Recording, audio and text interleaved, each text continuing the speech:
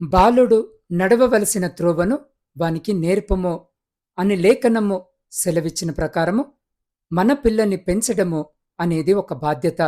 ఈ సమయంలో ఈ మాటలు వింటున్న నీవు పెంచిన విధానాన్ని బట్టి వారు నడుచుకుంటారు.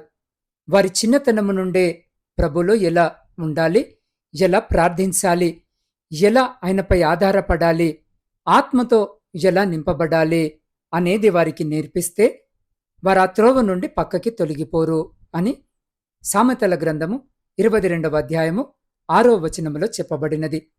వారికి కావలసినది ఇస్తూ వీడియో గేమ్స్, మొబైల్స్, మీడియా సరదాలు అవి అలవాటు చేస్తే వారు ఎదిగే కొద్దీ వాటిలో మరీ ఎక్కువగా పాపములో మునిగిపోయేటట్టుగా చేసిన వారవుతారు.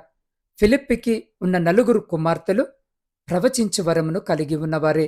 కాబట్టి ఈ సమయంలో ఈ వాక్యము వినిచిన నీ పిల్లలను దేవునిలో పెంచడానికి చిన్న వయసు నుండే ఆయన పని చేయువారుగా ఫిలిప్పు తన పిల్లలను వరాలతో నింపబడే విధముగా పెంచాడో అలాగుననే నీవు కూడా పెంచడానికి ప్రయత్నించు.